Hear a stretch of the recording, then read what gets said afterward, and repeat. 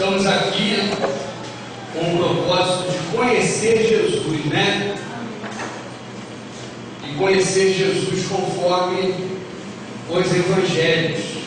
E mais especificamente durante esse período aí de algumas quartas, nós estamos nos dedicando a conhecer Jesus conforme o evangelho de Lucas, certo? Conforme o evangelho de Lucas. E hoje, irmãos, eu gostaria que você abrisse a tua Bíblia lá em Lucas, no capítulo 6. Na quarta passada nós lemos essa passagem 6, mas nós destacamos aquela questão dos discípulos, né? De Jesus ter escolhido, dentre os muitos discípulos que ele tinha, ele ter escolhido 12, né? E vimos também a questão dele ter chamado esses 12 de apóstolos. E a gente tentou aqui desmistificar esse título, apóstolo. Como assim, pastor? Desmistificar, dizendo que apóstolo, no sentido que Jesus usou, nada mais, nada menos, significa enviado. Alguém enviado com uma missão. Esse é o sentido do termo apóstolo, ok? Então, durante a história da igreja, até os nossos dias atuais, esse termo foi trabalhado e hoje ele tem um sentido puramente hierárquico, né? Hoje, infelizmente, em algumas igrejas, o título apóstolo só significa que aquela pessoa que carrega o título é o principal daquela igreja, ok? E perdeu-se o sentido da palavra. Se hoje nós pudéssemos dizer um sinônimo do termo apóstolo, nós poderíamos dizer que o sinônimo é missionário. Um missionário significa apóstolo. É que a palavra apóstolo provém do grego e a palavra missionário provém do latim. Mas o significado de cada palavra dessa lá na sua origem é o mesmo. É o mesmo. Ok? E agora, irmãos, nós vamos dar uma pincelada aqui em algumas coisas bem interessantes para a gente entender melhor a pessoa de Jesus conforme os evangelhos, tá bom? Então vamos lá, Lucas capítulo 6, e nós vamos retornar um pouquinho só no capítulo 5, no versículo 33, ok? Lucas capítulo 5, verso 33.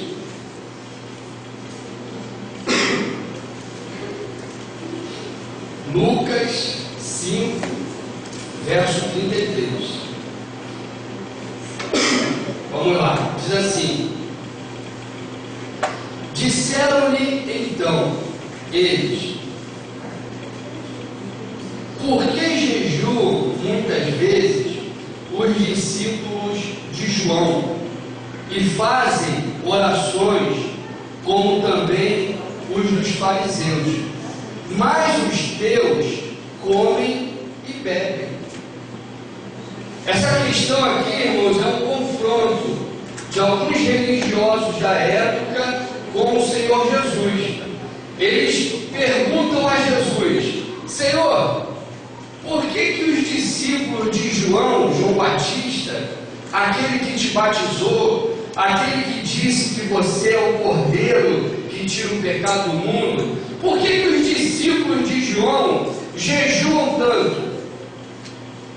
Os discípulos de João, Jesus, eles jejuam como os fariseus também jejuam bastante, colocando Jesus contra a parede, querendo dizer que Jesus era diferente de João, querendo dizer assim para Jesus: você foi batizado por João, você tem que fazer igual João, Jesus. Quem é você?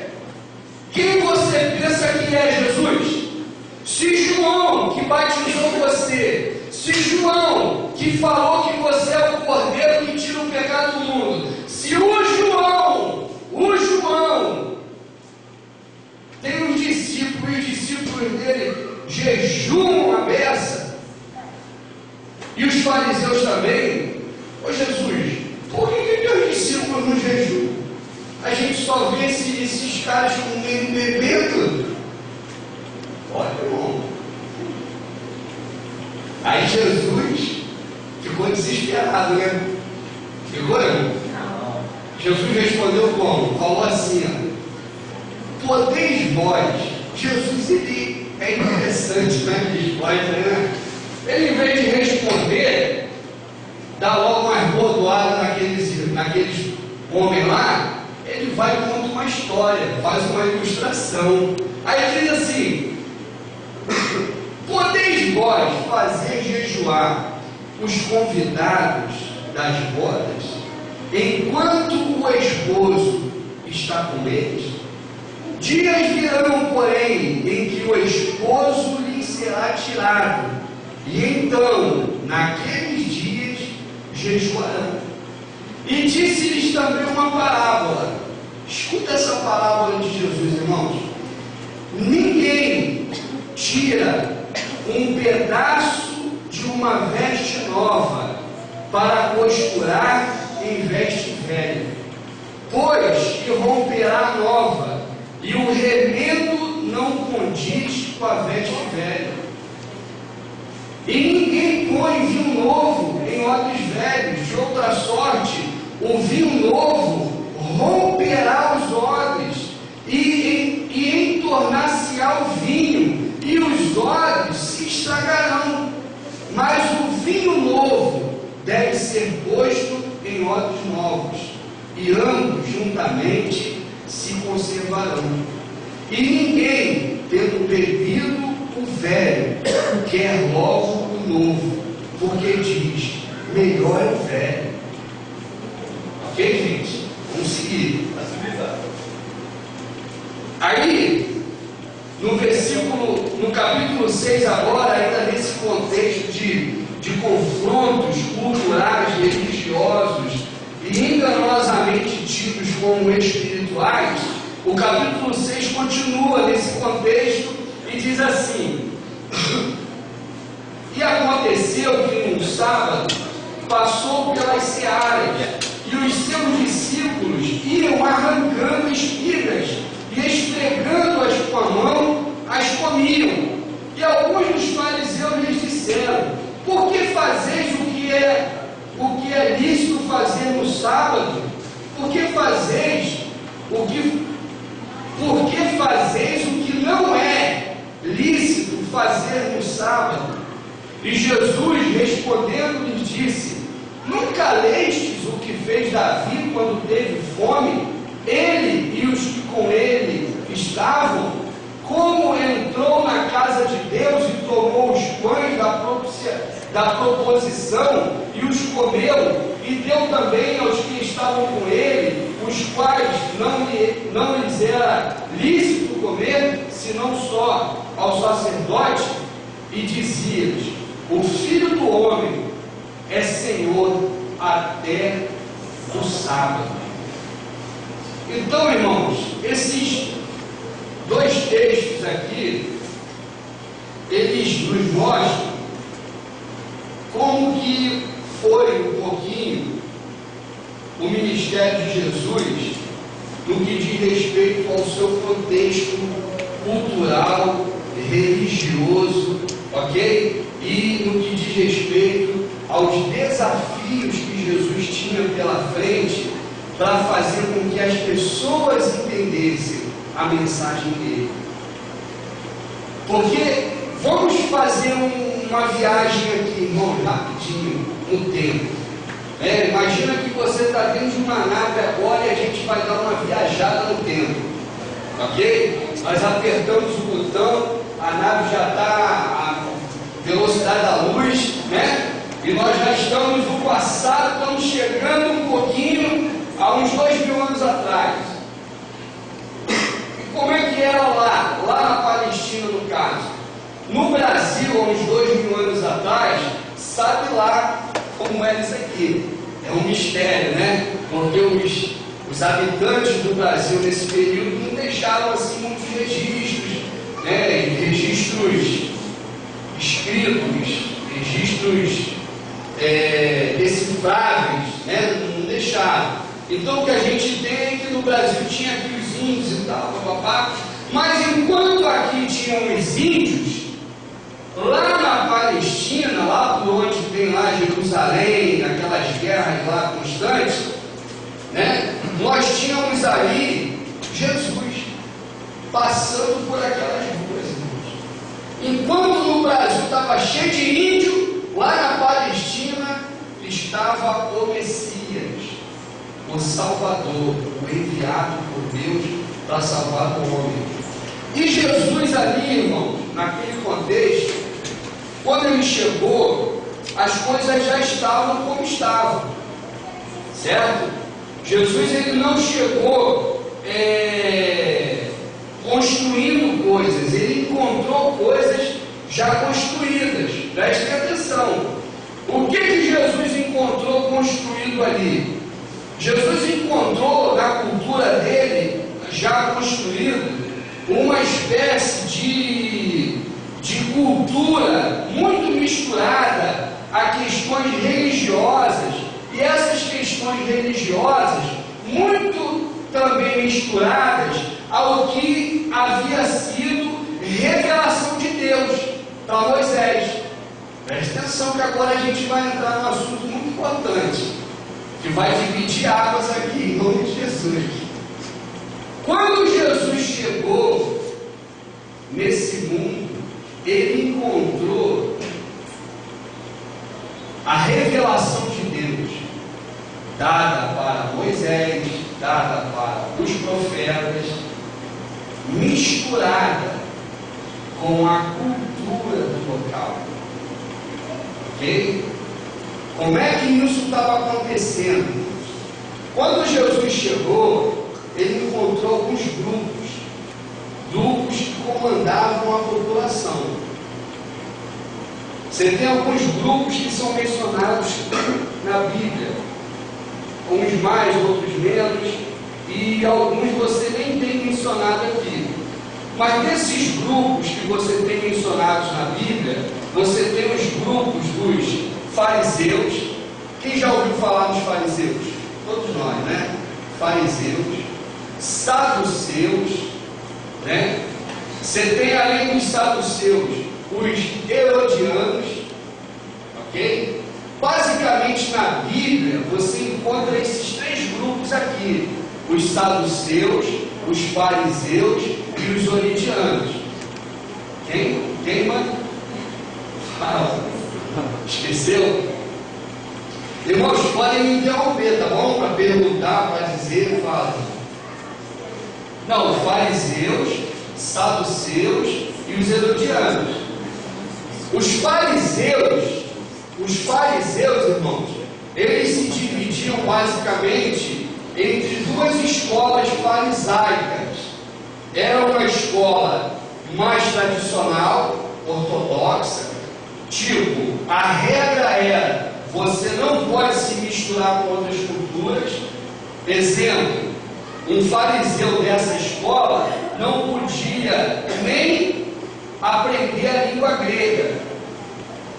Se hoje ele estivesse aqui, ele seria um cara que não poderia ter televisão em casa. Ele de repente não ia poder andar de bermuda. Ele de repente, entendeu? Ele tinha umas regras assim diferentes a mais. Esse fariseu tradicional, ortodoxo, mais radical. A outra escola farisaica era uma escola mais liberal. Você já podia aprender o grego, você podia inclusive estudar filosofia. Essa escola farisaica mais liberal, note, só para dar exemplo, foi a escola onde Saulo de Tarso, que depois se tornou apóstolo Paulo, se formou. Lembra que ele mesmo diz em uma de suas defesas no tribunal, ele se identifica como fariseu. Ele diz assim: gente, eu sou fariseu, mesmo já convertido. Ele diz: eu sou fariseu, e vocês sabem que da nossa religião o farisaísmo é uma seita das mais radicais, ou seja, das mais ortodoxas. Só que ele pertencia à escola mais liberal, que era a escola onde, na época dele, o diretor, o peão, o bambambam, era o Gamaliel. Ok, irmão? Então preste atenção, você tem os fariseus. Os fariseus se dividem em dois. Depois você tem os saduceus.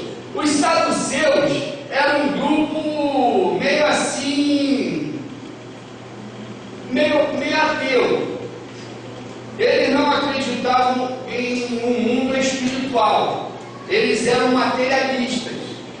Eles acreditavam naquilo que podia ser tocado.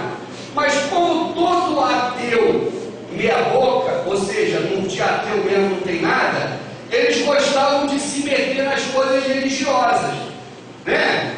Hoje você vai na internet, você encontra na internet, em Facebook, em site, o cara dizendo que é ateu. Mas você vê o Facebook dele falando de Jesus mais do que tudo. Se ele é ateu, por que está se metendo de falar de Jesus? Então ele está falando mal, mas se é ateu não fala nem mal, ninguém não está nem aí para isso. O ateu, irmão, ele nem trata do assunto Deus, ele nem trata do assunto coisas espirituais. O cara, quando fala, eu sou ateu, mas vive falando mal de Jesus, vive falando mal de Deus, vive falando mal disso, daquilo, de coisas espirituais, ele não é um ateu. Ele está mais com um cara meio traumatizado, né? Ele está meio confuso. Entendeu? Se bobear no fundo, ele é mais crente do que muito crente. É assim o ateu. Os saduceus eram assim. Eles constantemente queriam provar que as coisas espirituais não existiam, né? E os fariseus e os saduceus nunca se davam. Mas Jesus é tão bom que por meio de Jesus eles passaram a se dar. Porque eles se uniram na intenção de paralisar Jesus. Vocês nunca tinham visto saduceu e fariseu andar juntos. Mas quando Jesus chegou no cenário, eles se juntaram para poder paralisar Jesus. Você vê como as coisas são, né? É assim. Então, irmãos, são esses dois grupos. O terceiro já é um grupo que se envolve na parte religiosa, mas as suas intenções reais são políticas, que são os herodianos, ou seja, são seguidores de Herodes, do partido de Herodes, ok? Lembrando que Herodes, após o Herodes o Grande, aquele Herodes que mandou matar as criancinhas, após o Herodes o Grande, o nome Herodes passou a ser um título, irmãos. Por isso que você vai encontrar na Bíblia um montão de Herodes, né? Parece até que o rapaz é Highlander. Eu, uma vez, novo convertido, lendo a Bíblia, eu vi lá, o Herodes mandou matar as criancinhas de 2 anos. Aí lá no livro de Atos, o Paulo está se defendendo diante do rei Herodes, o Agripa. Aí, esse homem não morre não? Mas não é outro Herodes, ok? Passou a ser um título, é igual César, né? César foi um César, o Júlio César, grande imperador romano. Após ele, o termo César passou a ser título, tá certo? Então, irmão, você tem esses 3 grupos. Esses 3 grupos, eles ficavam no calcanhar de Jesus, ficavam assim, ó. Entendeu? Ficavam assim, atrás da pilastra, só olhando o que Jesus ia fazer. Você curou no sábado. Entendeu? Ficavam lá. Que você come com os pecadores. Entendeu, irmãos? Eles ficavam na encolha assim, ó, seguindo Jesus assim, ó. Igual aquelas Na espreita, querendo que Jesus bobeasse, igual uma raposa, né? Igual aquelas, como é que chama? Aquele bichinho que fica rindo. A hiena fica assim, babando, rindo, mas ela não tem coragem de bater de frente. Então ela fica esperando o bichinho dormir, fica esperando o bichinho se ferir, fica esperando. E a mesma coisa eles faziam com Jesus. Então, irmão, você vai ver que muitas coisas, né, que esses grupos levantavam para colocar como barreira diante de Jesus, de uma certa forma, fazia parte da revelação de Deus. Exemplo: quem que falou que não podia trabalhar no sábado? Deus falou isso com Moisés. Quem que falou que essa questão do sábado era importante, tão importante que dava até morte? Deus falou por intermédio de Moisés, depois foi seguido por intermédio dos profetas. Você vai ver que uma das causas do Reino do Sul ter ido para a Babilônia em cativeiro foi o fato deles não guardarem o sábado. Então eles, pegando coisas da revelação de Deus, coisas da palavra de Deus, eles traziam essas coisas e colocavam diante de Jesus, dizendo: olha aqui, ó, você está errado em fazer isso. Só que, irmãos, eles não compreendiam que Jesus, na verdade, era o fato daquelas coisas todas. Irmão, segue aqui o que eu vou te falar agora.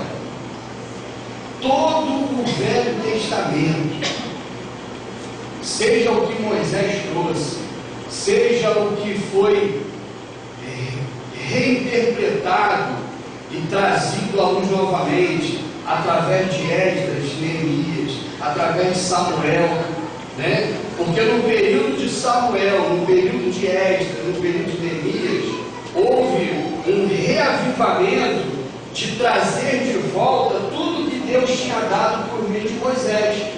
Porque Moisés, nos seus dias, foi usado por Deus e entregou o que entregou. Após a morte de Moisés e Josué, o povo ficou meio bagunçado.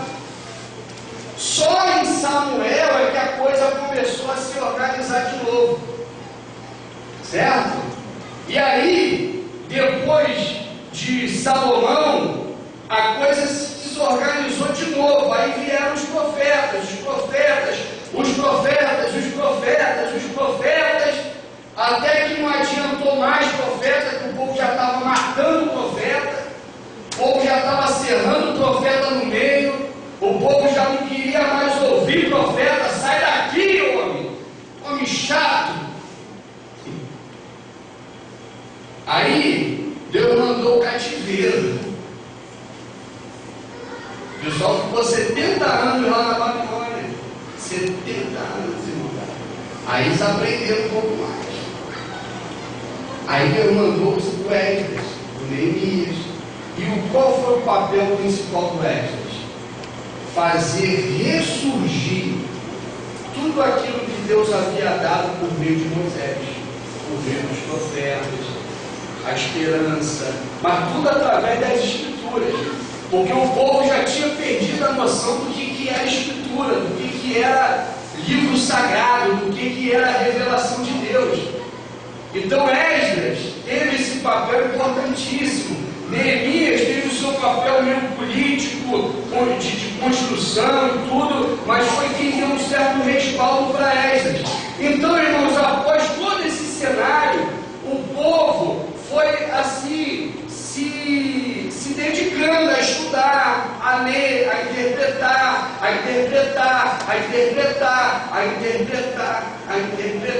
e quando chegou nos dias de Jesus, o que mais tinha era a interpretação. Então, irmãos, por tanto interpretar, aqueles que tinham que reconhecer na hora que Jesus era o Salvador, não conseguiam enxergar. Eles tinham dificuldade, porque eles tinham na mente não a palavra revelada de Deus, eles tinham na mente a interpretação da interpretação, da interpretação, da interpretação, da interpretação. Imagina você ter a interpretação da interpretação 10 vezes ao cubo. É difícil saber qual é a verdade real dos fatos.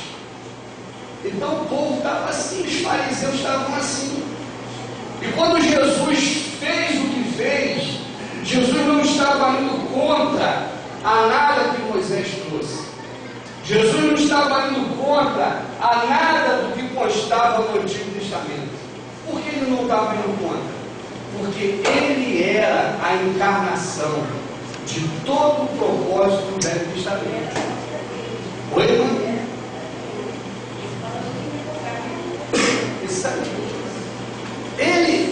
Ele era, por exemplo, estuda o tabernáculo. O tabernáculo é Jesus, irmão. Estuda a lei de Moisés lá no Levítico, no Deuteronômio, aqueles detalhes todos do bichinho que você tinha que levar, do sangue que tinha que ser, do bichinho sem defeito, bonitinho, mas se você não tivesse dinheiro, até pombinho você podia levar para uma coisa e outra, e se tivesse que ser um cordeiro, você tinha a possibilidade de se juntar com os dois vizinhos, tudo isso apontando para Jesus. Tudo, irmãos. E até o sábado. Porque, preste atenção, se você for ver exatamente essa questão do sábado, você vai ver que o sábado não é um dia. O sábado é um momento eterno que Deus quis chamar de sábado. Só para a gente assimilar um pouquinho que seja esse momento.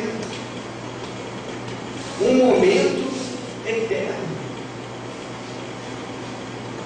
Quando a Bíblia fala que Deus no sétimo dia descansou, ela está querendo fazer a gente entender um pouquinho que existe um momento eterno de descanso. E é esse momento eterno para o qual todos nós vamos, desde que creamos em Jesus como nosso Senhor e Salvador. É esse momento eterno.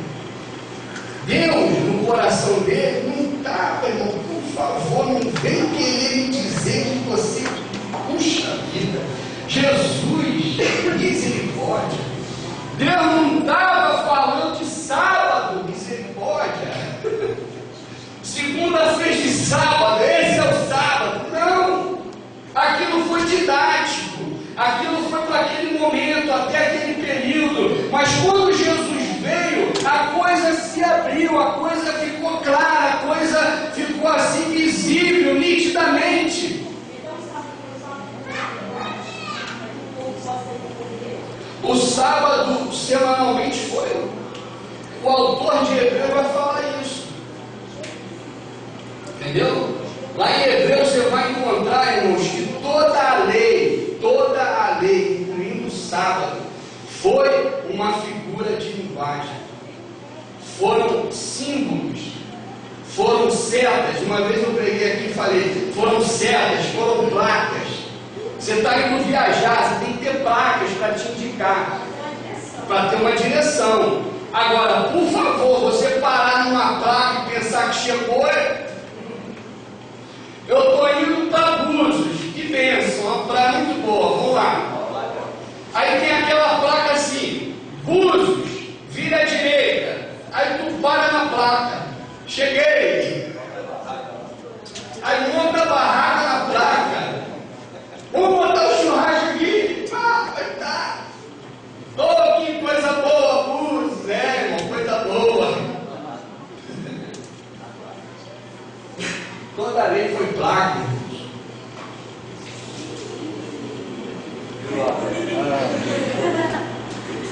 Olha, eu pensei que essa água estava vindo do céu. Deixa derramar. Amém. Deixa transbordar. Toda lei, irmãos, foi como esse copo aqui, ó. Entendeu? Carregando a água. Esse copo aqui, ó, que importância ele tem? Mas a água derramada tem. A água derramada, irmãos, é Jesus. Entendeu? Só para dar um exemplo aqui. O copo foi a lei. Foi o que veio por meio de Moisés. Foi o que veio por meio dos profetas. Tem muita coisa boa em Moisés? Tem demais. Tem tudo de bom em Moisés. Tem muita coisa boa nos profetas? Tudo de bom, tudo de bom. Só que você precisa identificar o que seja copo e o que seja água. Senão você vai botar para dentro um copo com água e não vai dar certo. Imagina eu beber essa água aqui e em seguida meter o copo na boca e engolir o copo. Vai dar um problema. Vai. Porque tem muitos crentes dizem assim: ah, mas o evangelho é pesado, né? É porque está engolindo o copo. Entendeu?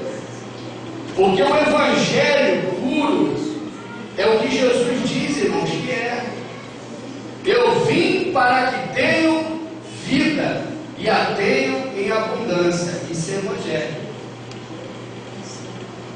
Vinde, todos vós que estáis cansados e sobrecarregados, e eu vos aliviarei. Tomai sobre vós o meu jugo, né? Tomai o meu fardo, ele é leve. Vem, eu sou manso, eu sou humilde de coração. Esse é o evangelho. É a água, é a água. Mas o copo, ele fala isso também. Mas no copo diz assim também: não tem jeito, vai ter que apedrejar. Vem cá, vem aqui comigo. Bora, começa a apedrejar. É assim, o copo fala assim. O copo, ele traz a água, tem a água dele. Mas o copo é o que aponta. Entendeu, irmão? Vocês estão... Entendeu? Então, assim, preste atenção. Era uma dificuldade tremenda para os fariseus, para os saduceus entenderem Jesus. Porque para eles, Jesus era mais um. Jesus para eles era mais um que vinha interpretar. E Jesus diz o quê? Eu não vim interpretar, eu sou o cumprimento. Olha aqui. Que ousadia, rapaz! E depois ele fala: gente, tudo que foi falado por Moisés na lei, tudo que foi falado pelos profetas, está aqui, ó. Estou eu aqui. E é para você assimilar isso. Só que nós hoje, irmãos, temos esse privilégio, amém, pessoal? Amém. E nós temos que utilizar. Então, irmãos, numa aplicação de tudo que nós falamos, Jesus, diante de toda aquela situação, ele, primeiro, não era mais um para interpretar. Segundo, Jesus era o cumprimento. Jesus, ele é o cumprimento. E eu vou dizer uma coisa a mais aqui: Jesus não é o cumprimento só do que Moisés, do que os profetas disseram. Jesus é o cumprimento do que toda a natureza pede. Eu falei aqui dos índios, né? Não falei? Leia as culturas, irmãos, que não são judaicas. Leia lá. Leia as culturas, tipo cultura grega. Você vai encontrar uma sede naquela cultura como Salvador. Leia a cultura indiana, o hinduísmo no caso. Você vai encontrar naquela cultura, naquela religião, por mais que tenha muitos copos, e no caso lá são copos de vidro, que você, se beber, se corta e até se mata. No judaísmo não, são copos que se você beber vai dar uns problemas em você, mas não acho que não mata você não. O judaísmo é mais tranquilo, né? Só que no hinduísmo, nessas outras aí, a água foi jogada em copos, entendeu? Copos ruins, mas tem água lá também.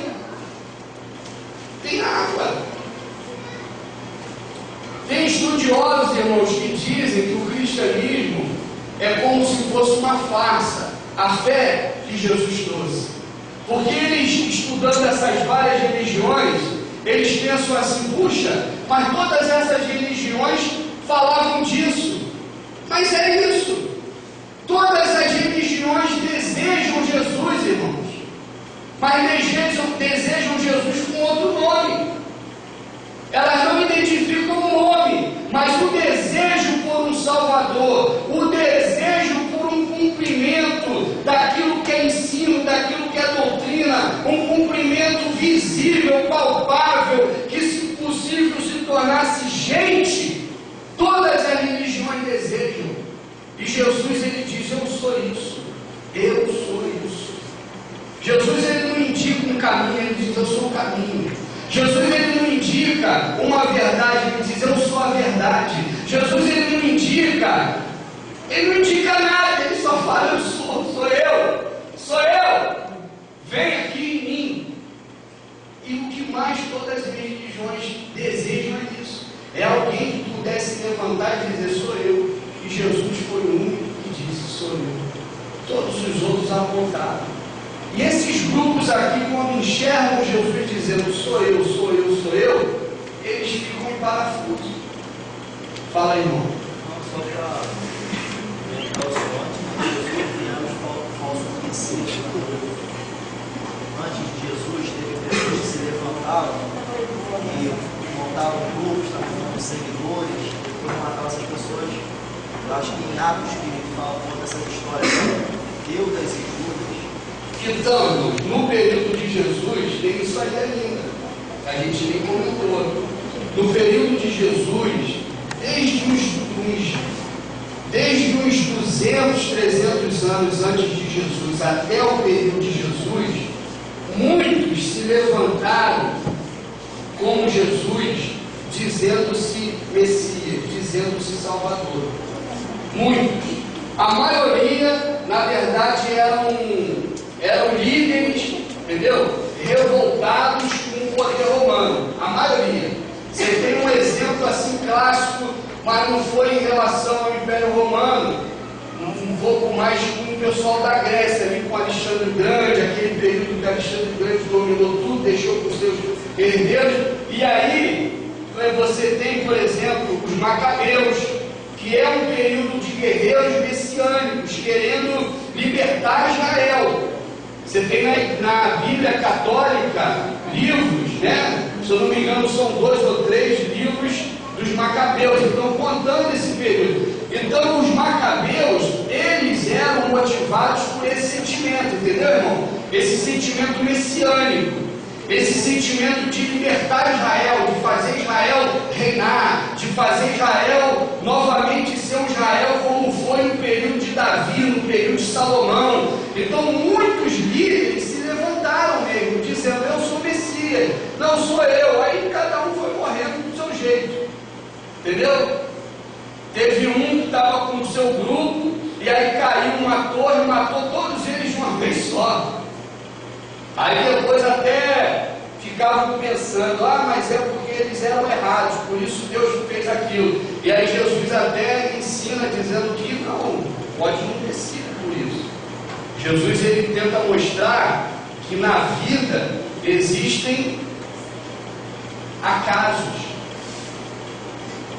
Ou você acha que toda tropeção que você dá na calçada é o diabo ou Deus? Você não acha que pode ser um acaso? Circunstância. Você não viu?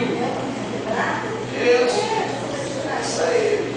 Aqueles caras estavam reunidos debaixo daquela torre, ninguém viu, tinha uma tábua daquela rachada, quebrou, arrebentou e matou todos eles. Entendeu?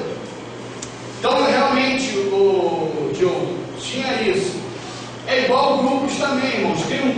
Tinha um grupo na época aqui, que são os chamados essênios.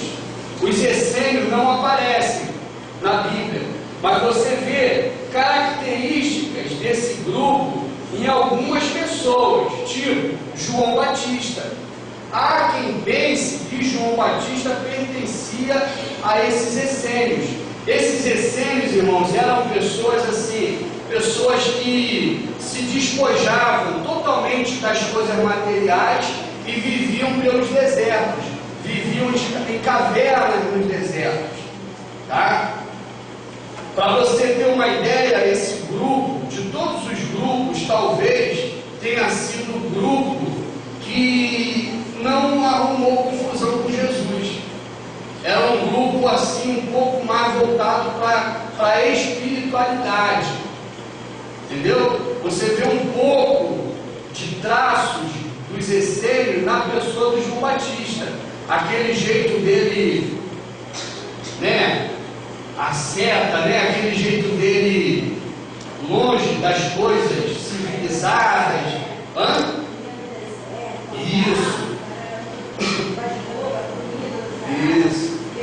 Isso era comum nos essênios.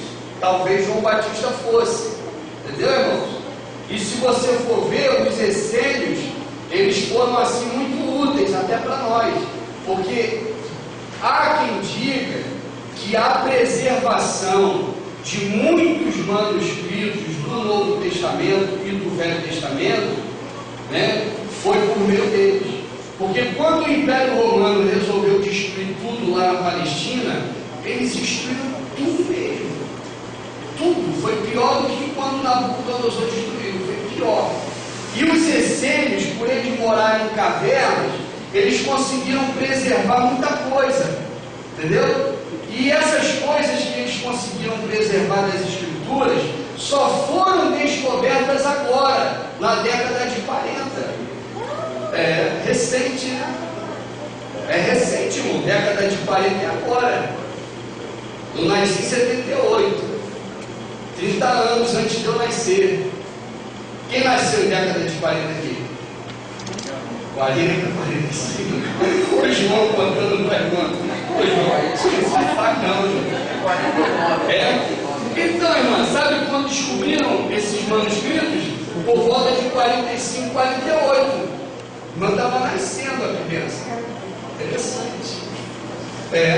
São os famosos manuscritos do Mar Morto. Quem já ouviu falar nos manuscritos do Mar Morto?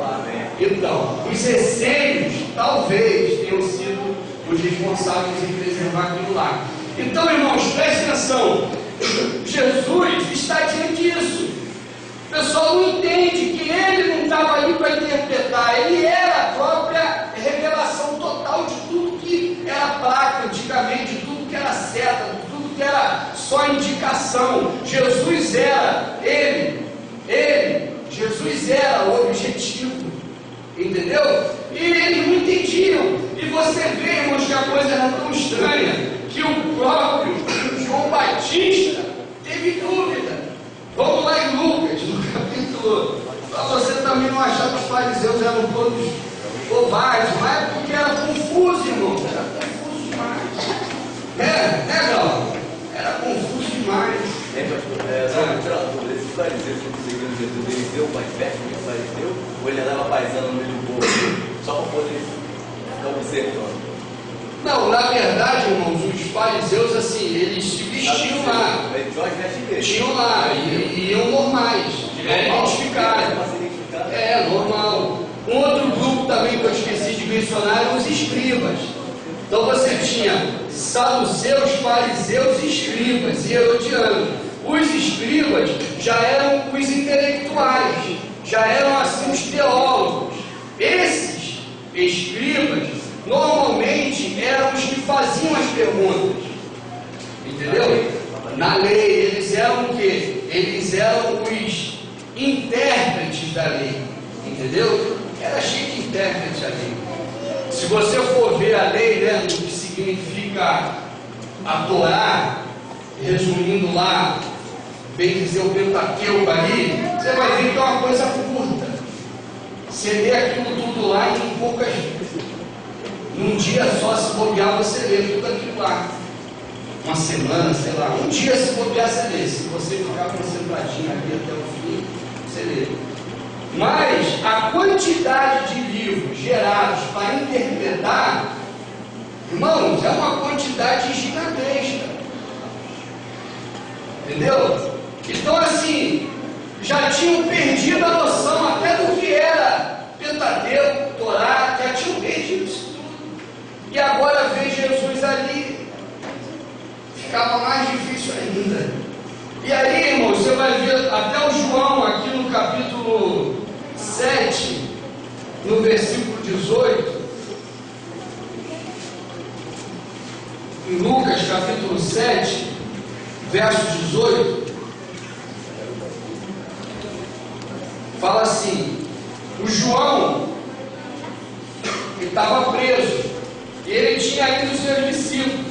Aí os discípulos de João estavam seguindo Jesus e chegaram para João e relataram para João: João, o Jesus está fazendo isso, aquilo e tal, olha, está sendo bom, está sendo ruim, não sei. E aí João virou e falou assim, no verso 18: todas essas coisas foram referidas a João pelos seus discípulos. E João, chamando 2 deles, você viu que João quis fazer um negócio em secreto, né? Ele não espalhou o assunto, ele chamou só 2 e falou assim: vai lá até o Senhor e pergunta. Olha o que João manda perguntar a Jesus, irmãos: és tu aquele que estava para vir, ou havemos de esperar outro? Mas não foi ele que falou: eis o Cordeiro de Deus que tira o pecado do mundo? Esse é o João Batista. Esse é o João Batista. Não é ele que pegou Jesus, batizou Jesus e viu a pomba, que na verdade era o Espírito Santo materializado naquele formato que aos nossos olhos parecia uma pomba, e ele entendeu que aquilo não era uma pomba, era na verdade o Espírito Santo, e desceu sobre Jesus. E não foi ele também que, além de ter visto essa pomba, que na verdade era o Espírito Santo, ele também ouviu a voz dizer: eis o meu filho amado em quem me compraze. E agora João vem dúvida. O João vem pergunta: és tu ou temos que esperar outro? Aí, irmão, presta atenção. Por que João faz isso? Sabe por quê? João, o que é arriscar? Por que João faz isso? Tem certeza? Lembra do que eu falei da quantidade que existia e que atrapalhava as pessoas de enxergar? O que tinha de mais? Interpretação. João caiu numa interpretação, porque existia, irmãos, uma interpretação que o Messias ele poderia vir em 2 etapas, ou até 2 Messias. Essa interpretação ela surgiu em função do livro de Isaías, porque no livro de Isaías você tem um primeiro momento, na altura do capítulo 39 até mais ou menos o capítulo 50, assim, você tem um Messias que ele é glorioso, é um Messias que chega chegando. E depois, lá pelo 52 para frente, e até misturado também entre esse Messias vitorioso e especificamente o 53, que vai ser mais assim específico, mais claro, você tem um Messias meio sofredor. Então você tem no livro de Isaías um Messias que é um triunfante e um Messias que é sofredor. Então a questão de João, irmãos, é que ele caiu nisso, caiu nessa linha de querer interpretar. Então ele na verdade não duvida de Jesus. Ele só fica assim: é só você ou vai vir outro? Você entende que a pergunta dele é bem assim, ó. Ele diz assim: és tu aquele que estava para vir, ou havemos de esperar outro? Ou seja, é um só ou vai ter outro? É você ou não é você e vai ter outro? Entendeu? De baixa interpretação. E Jesus é tão tranquilo que ele nem puxou a orelha do João. Jesus é tão assim, em paz, por saber que João estava só influenciado por uma má interpretação, que Jesus responde e vai dizendo assim, ó: quando os homens que chegaram junto dele disseram: João Batista enviou-nos para te perguntar: és tu aquele que estava para vir ou esperaremos outro? Esses discípulos de João, do jeitão do João, né? Era discípulo do João mesmo, ou seja, direto no assunto. Não fizeram rodeio, né? O João mandou a gente aqui e mandou te perguntar: você é mesmo aquele que ia vir ou temos que esperar outro? Não teve sala. Pastor, parece que ele foi assaltado, né? Por essa situação, porque ele estava no cárcere. A cabeça dele ia ser cortada. Ele falou: Senhor, como é que pode isso? Eu estou aqui, Senhor, minha cabeça vai ser cortada. Mas interessante que ele perde a cabeça, mas não perde a honra, né? Interessante. E nem a fé, né? Porque na verdade, irmãos, todas as interpretações nos dias de Jesus acerca do Messias era uma só. Essa uma interpretação se ramificava em vários detalhes, né? Cada um pegava um detalhe, mas era uma interpretação só, e era a interpretação errada. A interpretação era: quando o Messias chegar, ele vai derrubar o Império Romano e vai fazer Israel ressurgir. A ideia era essa. João Batista tinha essa ideia, apesar de ser um homem de Deus. Você vai ter Ana, aquela mulher, aquela velhinha que vivia no tempo orando, tinha essa noção também. Todos tinham essa noção. A própria mãe de Jesus, Maria, tinha essa interpretação na mente. Todos os discípulos de Jesus, então, nem se fala.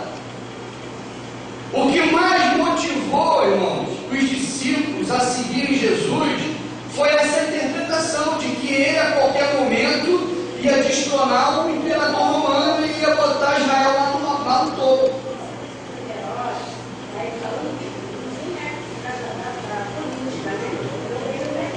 Isso aí. Eu entendi. Foi uma dificuldade. Isso aí. Isso aí. Isso aí. Isso aí. Até o fim, os discípulos pensavam que Jesus ia fazer aquilo. Mas eu destronar o Império Romano. Simeão, lembra de Simeão? Simeão era outro também. Todos, irmãos, não tinha outra interpretação. Era a interpretação comum. E no Velho Testamento, nos profetas, tudo lá indicava isso. Indicava isso, conforme a interpretação. Até os profetas do Velho Testamento, a sua maioria, nem sabiam do que estavam falando. Você vai ver em Pedro falando isso, que eles profetizaram sem saber, porque o cumprimento das profecias deles só se realizou num todo em Jesus.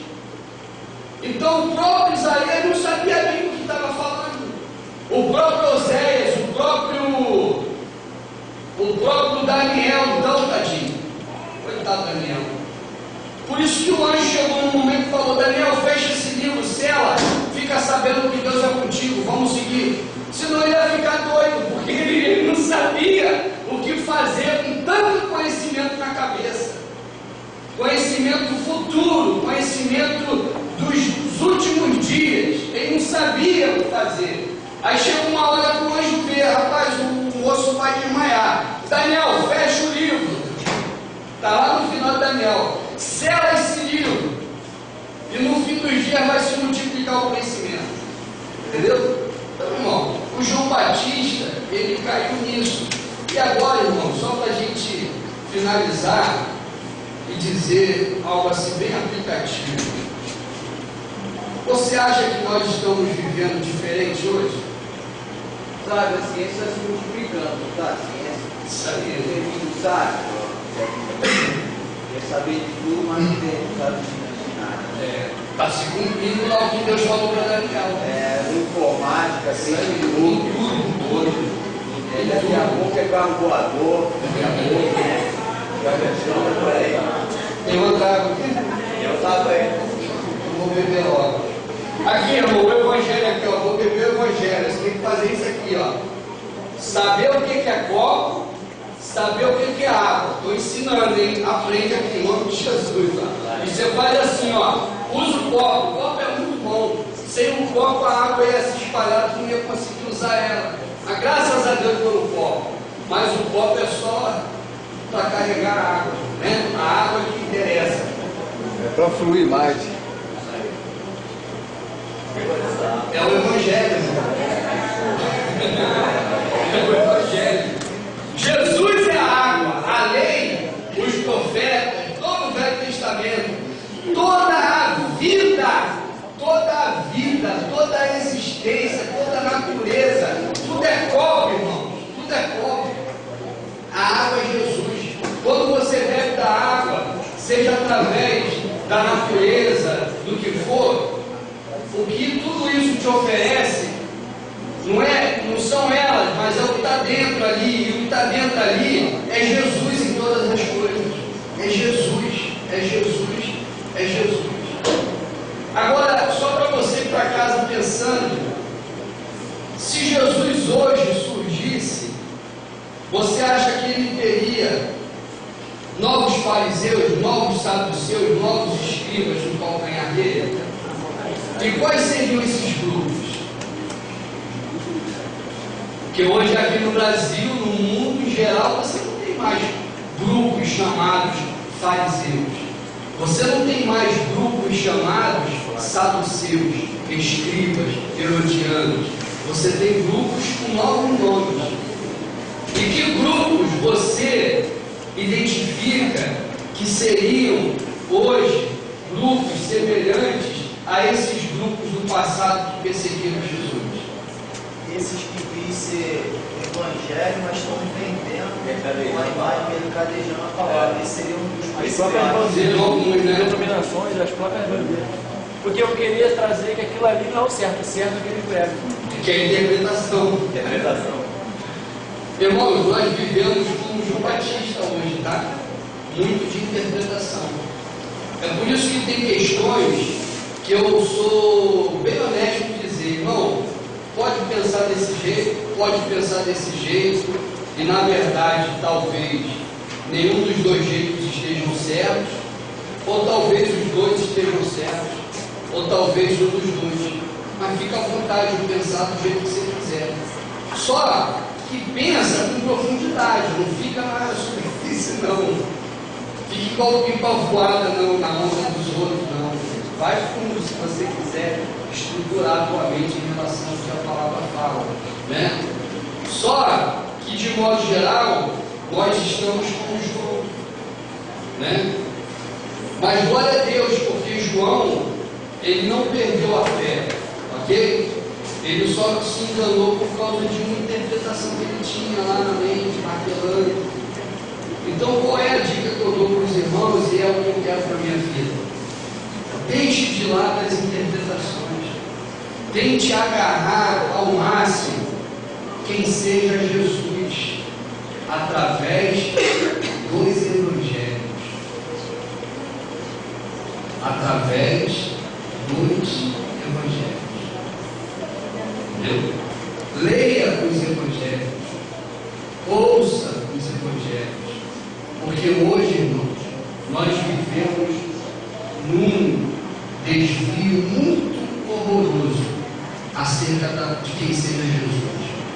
E nós temos considerado esse desvio como sendo Jesus. E não é. Por isso, o retorno a isso aqui, ó, é urgente. É urgente. Amém? É urgente. Como foi com Jesus. Era urgente as pessoas se agarrarem em Jesus.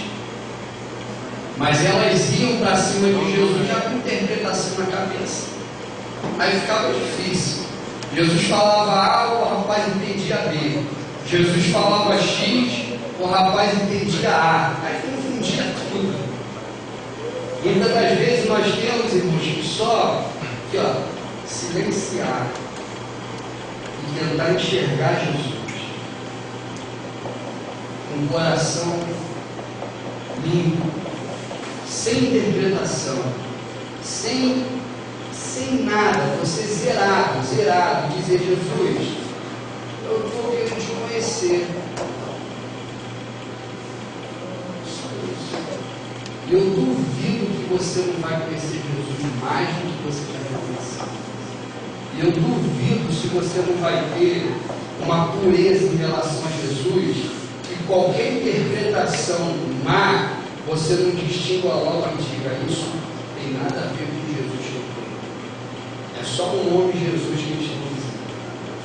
O nome Jesus eu boto até no cachorro se eu quiser. É ou não é? Né? Ô Jesus,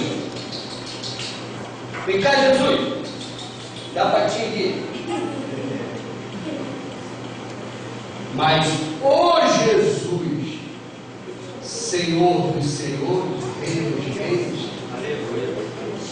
você tem que conhecer, através dele próprio, te fazendo conhecer quem ele é. Não é na cabeça de interpretação de ninguém. É assim. Mas é mais fácil, né, pastor? Pois, mano. Hoje em dia é o mundo da facilidade. Mais fácil é você pegar um DVD, colocar e assistir aquela pregação maravilhosa, do que você estudar a palavra. Isso aí.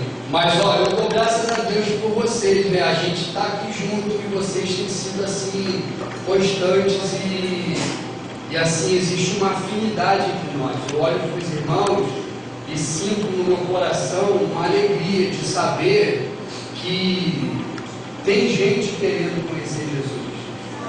E como tem, a Bíblia fala que a criação, ela geme e chora pela manifestação dos filhos de Deus.